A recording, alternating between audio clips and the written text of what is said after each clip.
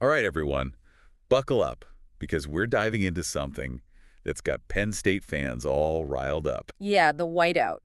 Or, well, I guess the lack of one this week is causing quite a stir. It's a head scratcher for sure. It really is.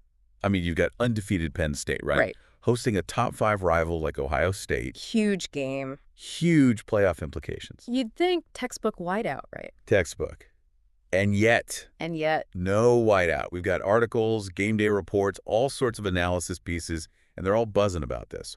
Why would Penn State, a team known for passionate fans, intimidating atmosphere, home field advantage. why pass this up? Well, the answer, like a lot of things in sports these days, comes down to TV.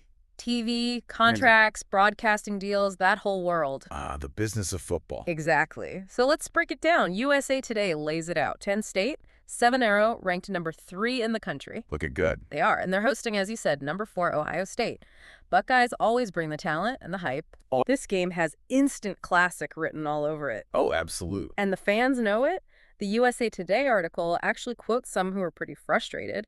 They feel like they're being overlooked. Yeah, they feel like their voices aren't being heard. Exactly. They threw in their 2 cents, about this game not being a whiteout. And it is a big deal to them, this tradition. It's woven into Penn State football. It is. So who do we blame for this scheduling? Snafu. Yes, snafu. Well, it looks like it's Fox and their big noon kickoff. They've got this deal where they get to pick a lot of the games for that noon slot. That sweet, sweet noon slot. And they saw dollar signs with this Penn State-Ohio State matchup. I mean, who wouldn't? Right. Mike Mulvanhill, he's their president of Insight and Analytics over at Fox, he even said it would be almost malpractice to let this game go to another network later in the day. So they snagged it. Primetime, baby. Primetime. But this whole decision, it really shows you the power of these broadcasting deals, right? Big time. How they impact college football. More and more every year. It's this tension we're seeing a lot.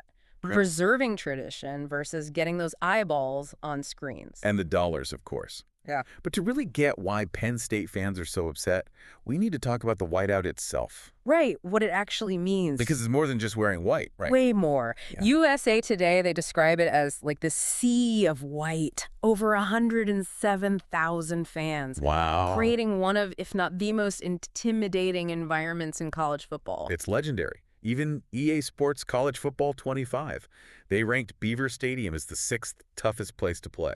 And then you've got that NCAA rule. Oh, yeah. Penn State has to wear their dark blue jerseys at home. So it's like a feat Versus blue. Yeah, this visual clash adds to the whole spectacle. It's unique. So if this week isn't the whiteout, when is it? Next week against Washington. Washington, huh? Interesting. They haven't played each other since the 2017 Fiesta Bowl, which, side note, Penn State won. Of course they did.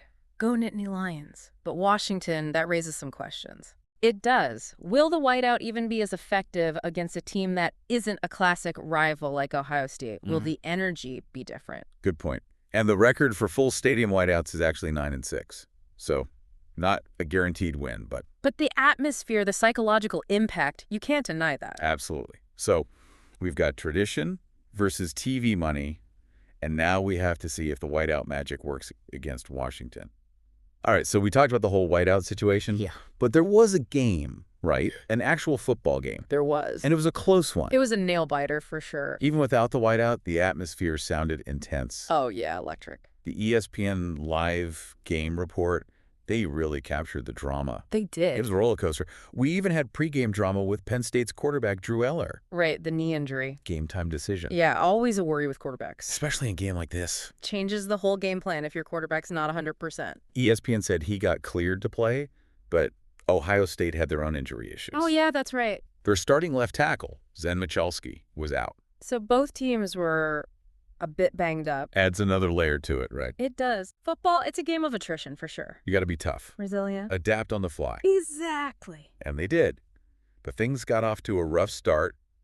For Ohio State, their quarterback, Will Howard, threw a pick 6. Oh, no. First possession. Wow. Penn State Zion Tracy took it all the way. Talk about a momentum shift. Huge. To give up points that early, especially against a team like Penn State, at home. Deflating. But Ohio State, they didn't panic, to their credit. No, they didn't. They came back, scored 2 touchdowns of their own. Took a 14-10 lead into halftime. They're a championship caliber team. They've been in these pressure situations. They know how to handle it. The second half was back and forth, a lot of field goals. Yeah, it was a tight one. But there were a couple of big moments, momentum swings. Oh, yeah. Those key plays. In the second quarter, Ohio State was driving deep into Penn State territory. It looked like they were going to score. Then Howard fumbled. The fumbles. Penn State recovered, stopped the drive. Fumbles are crazy. Such game changers. Totally random sometimes. Ball security is so important. Especially in big games. Can't make mistakes against a team like Penn State. And then, right before halftime, Penn State had a chance to retake the lead. They were close. 3-yard line. Oh, wow. Third down, Trey Wallace. Yeah. Got the ball ripped out. Oh. In the end zone. Door breaker. Ohio State recovered, kept their lead going into the half. Wow, what a swing. It was a wild game, up and down. Go for it. Final score, 20-13. Ohio State pulls out the win. Hard-fought victory. Close games always come down to a few plays. And Ohio State made them when it counted. They did. But even after the game, the controversy continued. Oh, yeah. Some Penn State fans, they weren't happy with officiating. A few calls they didn't agree with. Happens in every game, I guess. Officiating is always a hot topic. Especially in close games. Every call gets magnified. But beyond the refs, there was another interesting storyline. Aw, what's that? Ohio State's quarterback, Will Howard. Right. Some people weren't impressed with his performance. Even though they won. Yeah, they pointed to that pick six early on. And some other missed opportunities. It's a tough spot. Being the quarterback for Ohio State. High expectations. Every move you make is analyzed. The margin for error is tiny. But then you've got other analysts, like over at Buckeyes Wire. Yeah, I saw that. They're pushing back on that narrative. They're saying he's doing enough to win. Pointing to his stats, he's ranked 6th nationally in total QBR. Stats can be interpreted in different ways. It's true. Eye test versus the numbers. Makes for an interesting debate. It does. And it leads to a bigger question about Ohio State. Are they contenders? Or are they flawed? Vulnerable. Time will tell. It will. But they showed they can win a tough game on the road. Against a top team. No doubt. For sure. But let's not forget why we started this whole deep dive. The whiteout. Ohio State dodged it this week. They did. But now Penn State gets their official whiteout game. Next week against Washington. Can the Huskies handle that environment? The noise, the sea of white. Will they be rattled or will they step up? And will the whiteout be enough for Penn State? We know it's not an automatic win. But it's a huge advantage. Home field advantage like no other. We'll have to wait and see. We will. This whole situation, it really makes you think about college football, how it's changing. It does. Okay, so we've seen the game, the drama with the refs, the quarterback debate, but what does it all mean for, the average fan? Like, what's the takeaway here? I think it shows that college football is at a crossroads. You've got these traditions, but then the reality is that money talks, media deals are huge. Yeah, and sometimes those deals, they win out.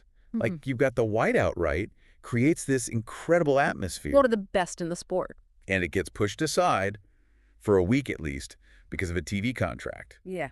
Makes you think about how much power these networks really have. They have a lot of sway. They bring the money, the exposure. They shape the story, too. Exactly. Right. So, yeah, in a way, they are calling the shots, deciding what games get the spotlight, which traditions get to, stay front and center.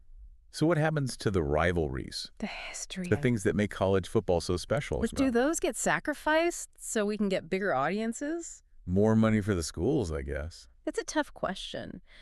Because on the one hand, you want the sport to grow, to reach more people. Right, reach new fans. But then you don't want to lose what makes it unique, the heart of it, The soul of college football. Yeah, and that's the challenge for everyone involved. Yeah. Every program, the coaches, the athletic directors. Trying to find that balance. Exactly, the money versus the tradition. No easy answers. Not at all, but it's worth thinking about.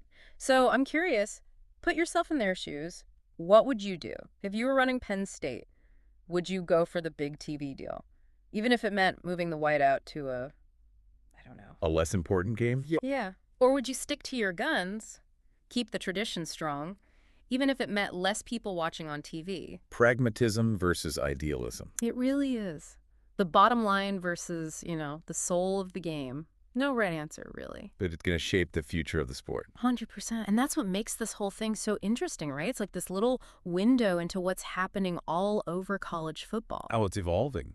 So, as you're watching the games this season, think about this conversation. The atmosphere, the rivalries, the traditions. Because all of that is being decided, right now.